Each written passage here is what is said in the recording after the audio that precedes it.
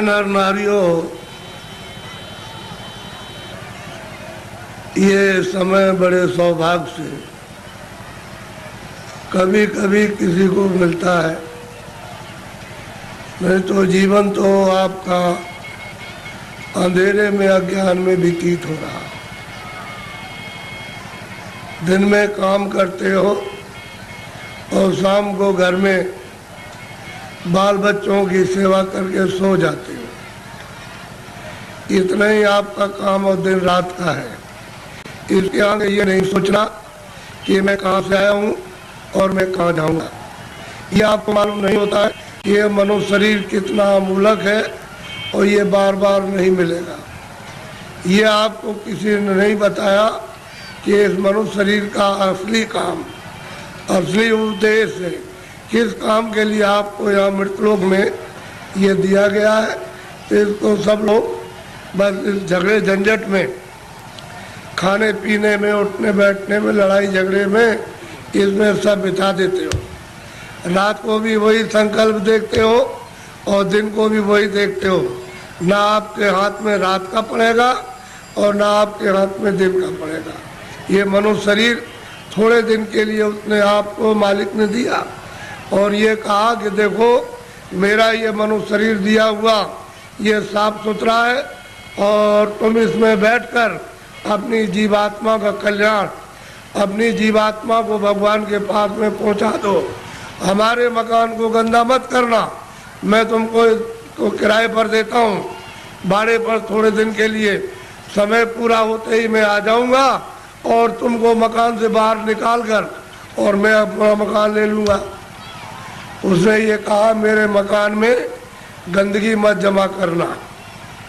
तो आपने उसके अमोलक मकान को जो आपको दिया गया है उसमें कूड़ा कचरा, पाप और पुण्य, अच्छा और बुरा आपने इसमें भर लिया।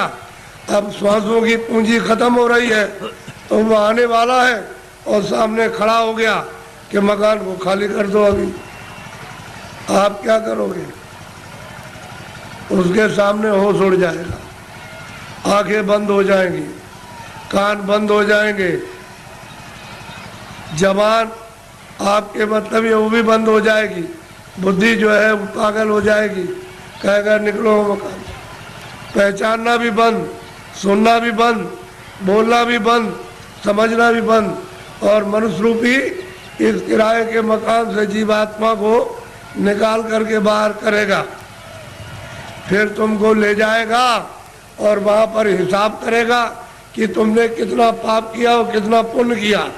उसी कर्म के आधार पर तुमको पशु में, पंछी में, कीड़ों में जाकर के बंद कर देगा। फिर ये मनुष्य शरीर आपको नहीं मिलेगा। ये अमोलक उसने आपको ये निधि दी है। हमको ये चाहिए कि इसमें जीवात्मा बैठी उसको जगाया जाए। तो आप किसी से रास्ता पूछते नहीं हो, भाई किस रास्ते से भगवान देखा जाएगा, किस रास्ते से मिल जाएगा। कोई रास्ता है मनुष्य रूपी मंदिर में? तो सबके पास भगवान के पहुंचने का रास्ता मनुष्य रूपी मंदिर में, कहीं बाहर नहीं है कि तुम पूरब में जाओ, पश्चिम में जाओ, उत्तर में जाओ।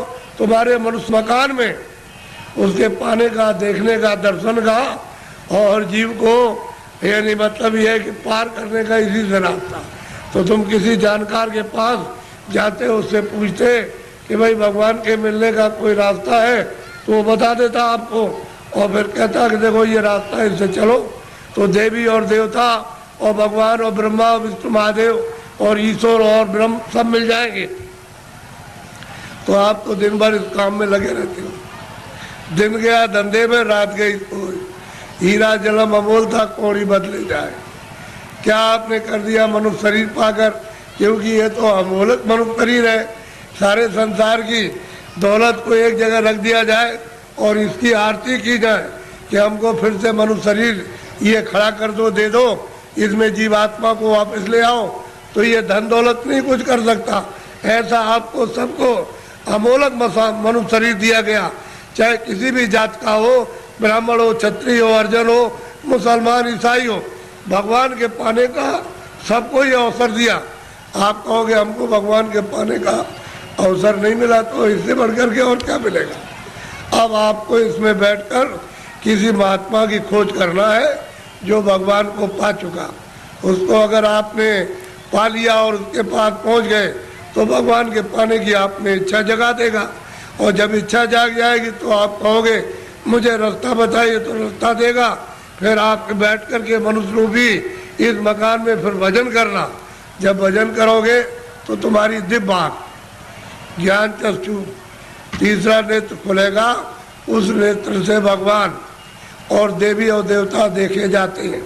ये बाहर की जो चर्म आँखें, जो शरीर की आँखें, ये देवी देवता को, स्वर्ग और वैकुंठ को नहीं देख सकती हैं। जब तुम्हारी अंदर की आँख खुल जाएगी वो उनको देखेगी और उससे मिलेगी और भगवान को देखेगी, तब बेड़ा पार, तब भवसागर से उतरोगे। ऐसे नहीं, मेरी तरफ बड़े ध्यान से देखो। ये दोनों आंखों के बीचों बीच में सब मनुष्यों में ये जीवात्मा बैठी हुई है। इधर देखो आप, ये दोनों आंखों के बीचों बीच में तो ये शरीर के नाके के ऊपर बैठी है। उधर में स्वर्ग का नाका, इधर मनुष्य शरीर का नाका। तो जो आपको यहाँ बैठाया था और आपने ये कहा था कि जिसको पकड़ के आए उसको छोड़ना नहीं, तो आप सुख सुविधा में लग गए और ये संसार के ये काम ये करने लगे, ये देखने लगे, सुनने लगे और इन पर्दों को ये कहने लगे ये मेरा है, ये बच्चा मेरा है, खेती मेरी है, पेड़ मेरा और ये मेरा और ये मेरा। तो इस लोभ लालच में, मोह ममता में फंस गए तो अंदर में मैल जमा हो गया। तो अंदर की तुम्हारी जो जीवात्मा की आँख थी एक, वो तो हो गई बंद। अब देखना बंद हो गया और सुनना बंद हो गया। तो दो आंखें तुम्हारी शरीर में और एक जीवात्मा में, तीन आँख हो गई। तीन तुम किताबों में देखो, उसमें लिखा हुआ है कि महात्माओं के पास जाओगे तब तीसरी आँख तुमको मिलेगी और बिना महात्मा के गए हुए तीसरी आँख नहीं। और तीसरी आँख से स्वर्ग मिलेगा, वैकुंठ मिलेगा, ईश्वर का दर्शन होगा। इन चर्म आँखों से देवी देवताओं को आप नहीं देख सकते हो। फिर उन्होंने कहा कि भाई देखो ये जीवात्मा बैठी है, उसमें एक कान है और शरीर में दो कान। तो बाहर के कान बाहर की आवाज़ सुनते और जीवात्मा का कान भगवान की आवाज़ को सुनेगा। तो तुम्हारे घट घट में, मनुष्य रूपी मकान में घंटे और घड़ियाल, आरती, पूजा 24 घंटे हो रही है। तुमने कभी अपनी जीवात्मा से उसको सुना और देखा? सो रहे हो। ऐसे ही चले जाओगे, न तो ये जमीन जाएगी, न ये बच्चे जाएंगे, न तुमने सोना चांदी जमा किया वो जाएगा, न कपड़े जाएंगे, ये कुछ भी नहीं। सब छोड़ के और तुमको यहाँ से निकाल कर इसी मकान को उठा करके वहाँ जंगल में ले जा करके शमशान में पहुँचा के जला देंगे। क्या आपके साथ जाएगा? क्या ले आए थे आप? कुछ नहीं, अकेले आए थे। जब जाने लगोगे तो अकेले जाओगे। लेकिन इस माया में, इसमें ऐसे जड़ माया में फंस गए हो कि तुमको अपना होश ही नहीं है कि मैं किस रास्ते से आया हूँ, कैसे वापस जाऊँगा, रास्ता भूल गए। अब महात्मा महापुरुषों की जरूरत है कि वो रास्ता बताए। बिना उनके रास्ता बताए हुए जो जानता है वही रास्ता मनुष्य रूपी मकान में बताएगा। और तुम्हारा ये जो दिल है, ये हृदय जो कूड़ा कचरा पाप और पुण्य का यहाँ भरा, यहाँ नहीं, यहाँ कूड़ा कचरा नहीं है, ये सब यहाँ पर भरा हुआ, उसको महापुरुष साफ करेंगे। और फिर जब सफाई कर देंगे तो मन और बुद्धि और चित्त तुम्हारा निर्मल हो जाएगा। तो जीवात्मा जब साफ होगी तो आँख खुल जाएगी, कान भी खुल जाएंगे, सुनने भी लगना और देखने भी लगना। जब दिखाई देगा तो देवी देवताओं से मिलना भी, उनसे बात भी करना। और जो उसका रचने वाला जो है, जिसने ये सब कुछ बनाया, उस ईश्वर का भी दर्शन साक्षात्कार होगा। लेकिन तुम्हारे मनुष्य रूपी मंदिर में ही उसका घाट है, उसके पास जाने का। ये असली मंदिर है, ये मनुष्य मंदिर है। इसी को जिस्मानी मस्जिद कहते हैं, इसी बाटी को कहते हैं चर्च। इसमें जीवात्मा बैठी हुई और जीवात्मा चेतन है, शरीर जड़ है, इसमें आकर के फंस गई। अब इसको कैसे निकाला जाएगा वो तो महात्मा जब युक्ति बताएंगे, रास्ता बताएंगे, तो धीरे से ये जीवात्मा मतलब ये जाग जाएगी और निकल के बाहर, शरीर से बाहर खड़ी हो जाएगी। कैसे खड़ी होती है? जैसे मृत्यु के वक्त में जबरदस्ती निकाल के बाहर कर दिया शरीर ये पड़ा। ऐसे ही साधन भजन करने पर जीवात्मा अलग हो जाती है और शरीर ये पड़ा वो अलग हो गई, तभी तो आप परमात्मा को देख सकोगे। जीते जी सबने कहा है कि मनुष्य रूपी मंदिर में जीवात्मा को घाट पर ला करके जगाओ तो दिव्य नेत्र ज्ञान चक्षु खुल जाए तो जीते जी भगवान को पाओ। अरे भाई मीरा ने जीते जी पाया, तुलसीदास ने जीते जी पाया, रैदास जी ने जीते पाया। जब कलयुग में इन लोगों ने जीते जी बहुत महात्मा महापुरुषों ने और सेवकों ने प्राप्त कर लिया, वैसे आप भी कर सकते हो, लेकिन कोई महापुरुष प्राप्त करने वाला मिलना चाहिए। वो नहीं मिलेगा तो जीवन अपना ऐसे ही चला जाएगा। ये जो आप कर्म करते हो ये इंद्रियों का बाहर का कर्म है, जड़। तो जड़ कर्म से जड़ चीज मिलेगी। जड़ कर्म करोगे, इंद्रिया जड़ है, आँख भी जड़ है, कान भी जड़ है, मुख भी जड़ है, हाथ भी जड़ है, पैर भी जड़, ये सारा शरीर जड़ और ये सब सामान जड़ है। तो तुमने जड़ की पूजा, जड़ की प्रार्थना, जड़ का काम और जड़ के कपड़े और जड़ का जल और जड़ की अग्नि, जड़ की वायु, ये सब जड़ का, तो आप इसमें फंस जाओगे तो आपको जड़ चीज मिल जाएगी। और इस जीवात्मा को जब जगा लोगे मनुष्य मंदिर में तो फिर आपको चेतन मिलेगा।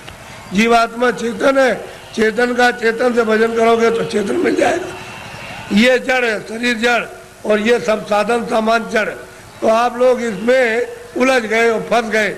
लेकिन ये पूजा जो सच्ची है, आत्म पूजा, परमात्म पूजा, ये आत्मा की और देव पूजा, वो तो आप नहीं कर पाते हो। वो तो मनुष्य रूपी मंदिर से उसका रास्ता है, तब आपको मंदिर मिलेगा।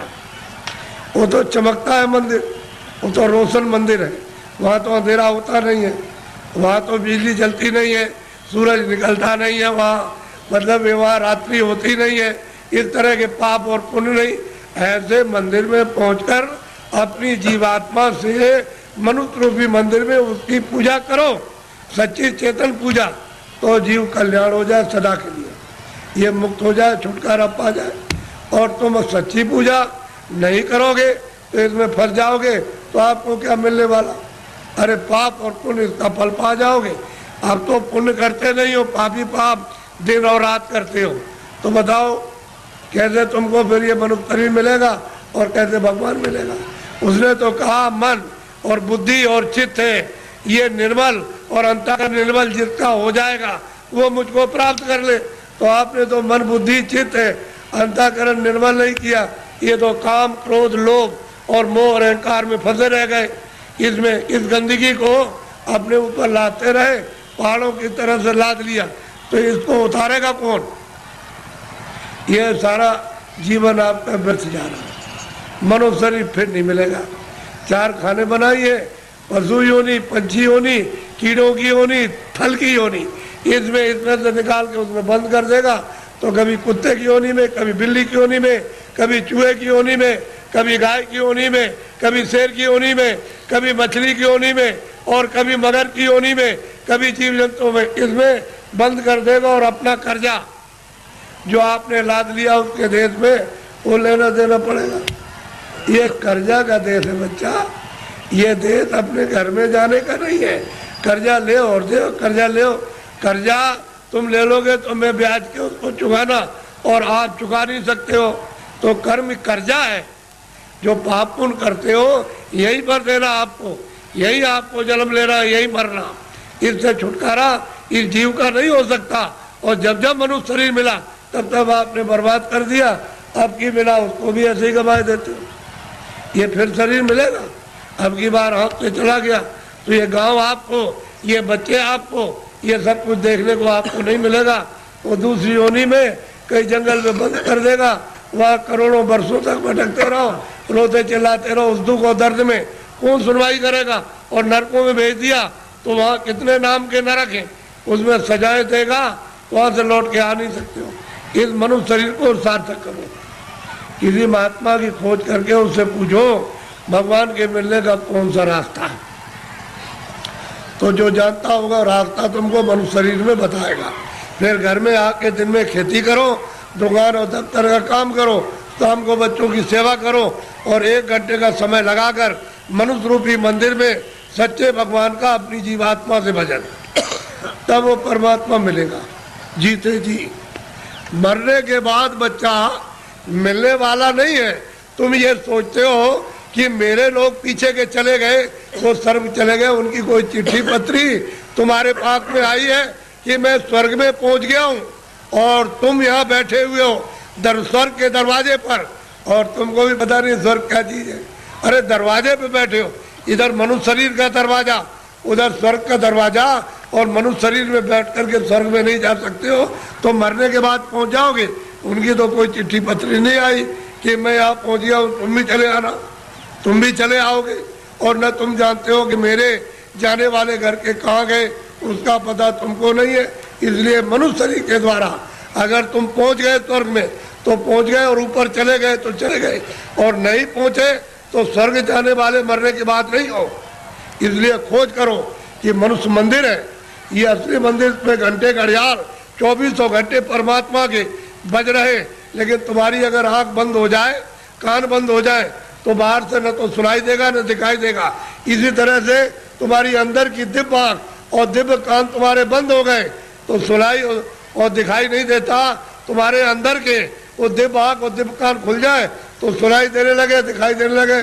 मंदिर में सच्ची आरती करो तो खुश हो जाएगा, प्रसन्न हो जाएगा, तुम्हारा हो जाएगा कल्याण।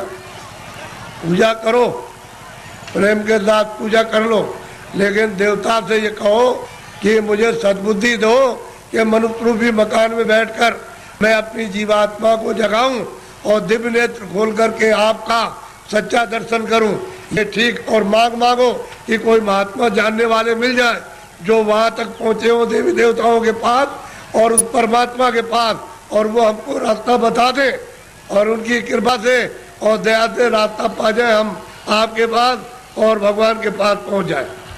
ये देवी देवताओं से, गंगा जमुना से प्रार्थना करना चाहिए। और ये प्रार्थना करनी चाहिए कि ऐसी सद्बुद्धि दो, कोई पाप कर्म न करे, कोई झूठ न बोले, धोखा न दे, बेईमानी न करे, जितना भी काम करे नेक काम करे, अच्छा काम करे, पुण्य का काम करे, किसी को सताए नहीं, किसी को मारे नहीं, किसी के घर में, किसी के खेत में चोरी न करे। ये देवताओं से प्रार्थना आपको गंगा जमुना में स्नान करते हुए करना चाहिए।